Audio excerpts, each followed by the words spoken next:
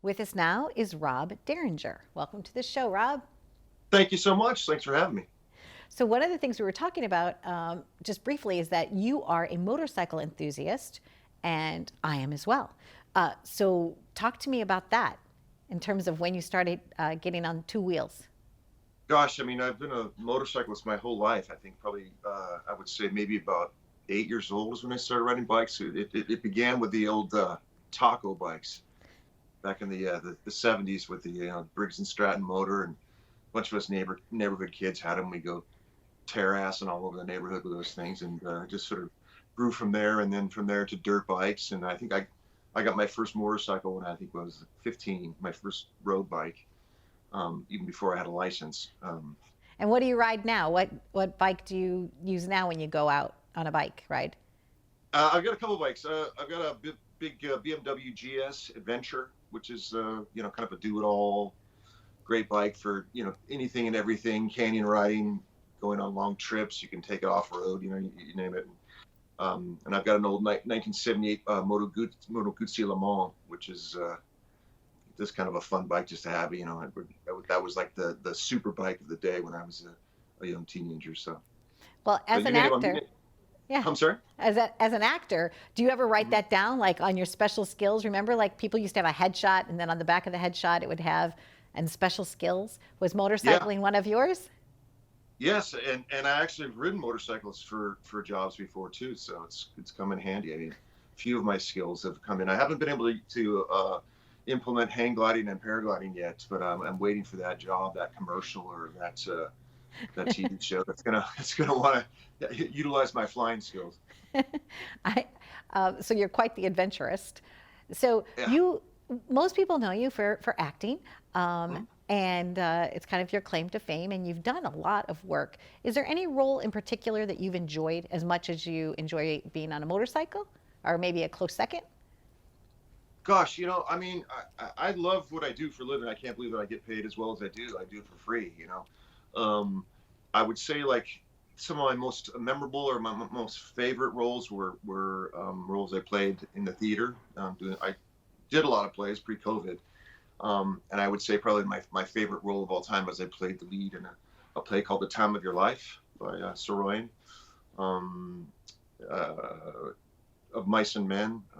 Played George in Of Mice and Men. So I would say those were probably like two of my favorite roles. And yes, I did definitely enjoyed them as much as riding a motorcycle or flying in the air. I mean, it's a beautiful feeling when you connect to a character, and it's like you're living. You're just like you're living free, as if you were riding a motorcycle or flying. So, Yeah, and especially when it's live theater, because there is a twist and turn. You know, somebody drops a line, or something happens, or a prop isn't where you thought the prop was going to be, and you just have to almost like, I guess it's very similar. You know, you just have to take it by the, take the wheel and just go for it. I was gonna say the handlebars, but and acting's a yeah, lot like the choices that you make as an actor, I think, are different in live theater perhaps than when you're doing, a soap or things like that. Same skill set, but different process. Exactly right. I mean, acting for the theater is a whole different animal. Just because in television and film, it's a very result oriented thing. You have like a page, you have like snippets that you're doing. You're doing a page at a time, sometimes less, sometimes a little bit more, but it's all very concentrated. And you have to kind of get right to it. Whereas in a play, it's a slow burn over 2 hours, and it's there's a beginning, a middle, and an end, a real arc for the character, and it's a much more difficult thing I think to maintain. Um, uh, but a great challenge as well too. So I try to do as many plays as I can to sort of keep myself in practice that way as an actor. I do plays mostly for myself just because I love that the challenge of maintaining that character over the course of 2 hours in a truthful, honest way. Do you find yourself always wanting to work with the same type of ensemble? Are there like, for instance, Adam Sandler works with his same friends. Ken Yeah. Howard works with his same friends. Do you tend to like group or try to look for projects that you can work with an ensemble that you really care about? Yeah, I think that's for sure. When you have a group of folks that have worked together multiple times over different projects, different genres. You sort of develop a shorthand, a common language, and so I think any artist is always sort of looking for those kinds of relationships. It's also really great. One of the things I love about my job is that every job is totally different with a different group of people. It's a different collaborative effort, and so the energy's always exciting and new and fresh. But there is something to be said about being part of like a company of actors or a company of artists. And I've been lucky, I've been a part of a local theater company here in Los Angeles for 20 years now, Pacific Resident Theater. Been really lucky to have done a lot of productions with them, a lot of plays, and like I said, there's a bit of a shorthand with a lot of the people that I've worked with over and over again.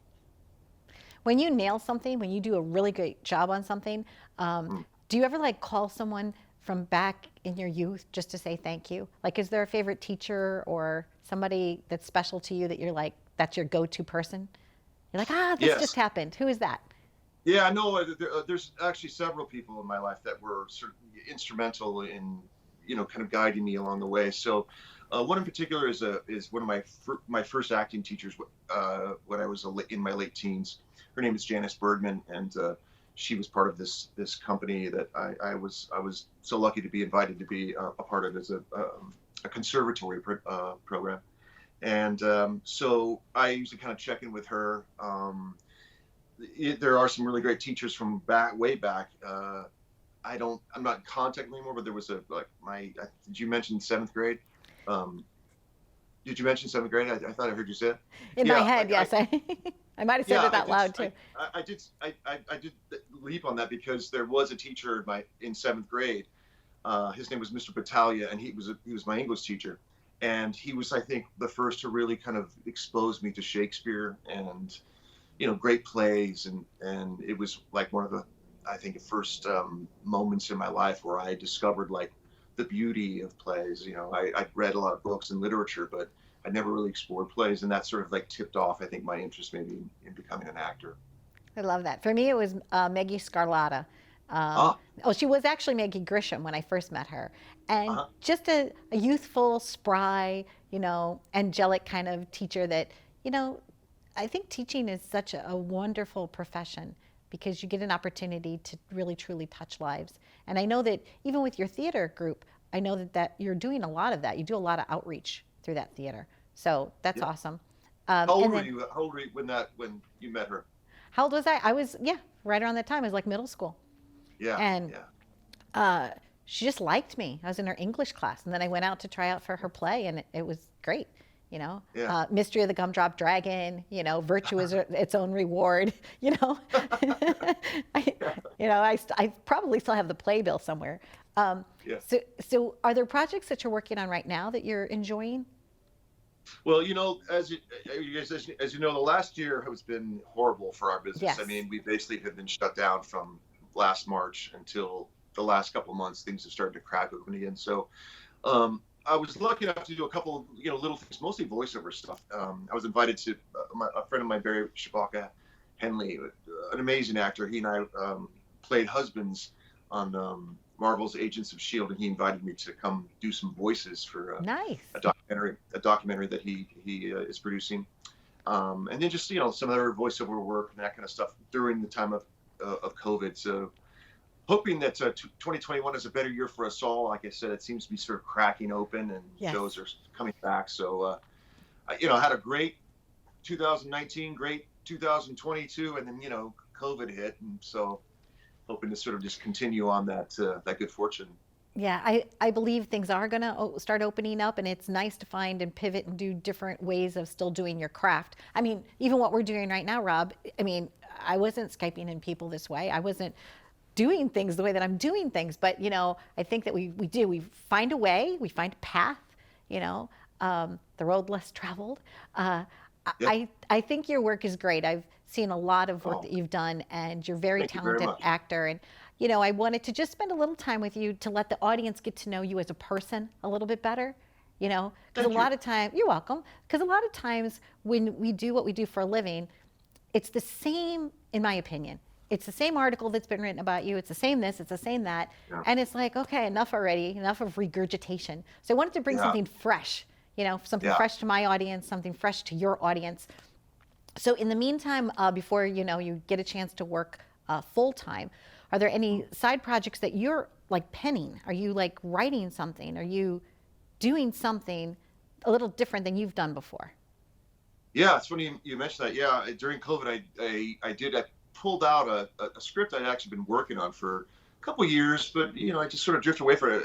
I'd been working so much as an actor, but COVID gave me the chance to sort of dig back into that. So I've been working on that, and it's sort of changed a bit too. It's been reflected by the pandemic, and also just a lot of the emerging sort of issues of the day too, in terms of the election, our country, the government, all of these so social issues that are coming back too. So it's been really great actually to kind of leave it alone for a couple of years and then come back to it now with a With new a fresh. perspective. Mm-hmm. The world has changed so much in the last year. I mean, not just our country, but like the whole world and our whole way of doing things. Like you said, using Skype. I mean, my business has changed so much as well too. I don't know that I'll ever go to an audition again.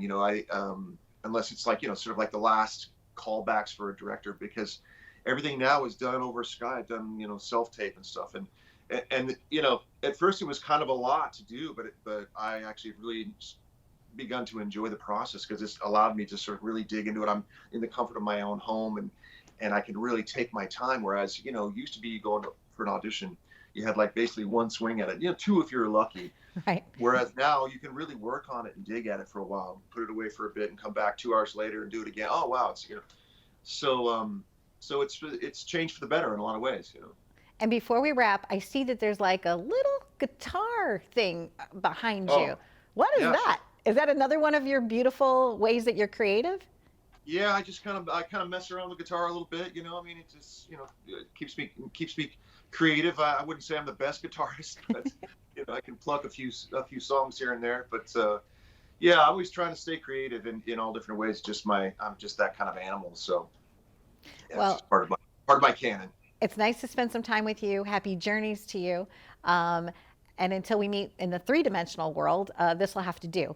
But who knows? Maybe I'll see you riding the Dragon or some other fabulous, great motorcycle place soon. Yeah, I hope so too. And thank you so much, Donna, for your time. I really appreciate you having me on the show, and I hope we get to meet in person as well in the future sometime. Thank you so much. Happy journeys to you, Robb Derringer. You too. Take good care. Okay, bye-bye.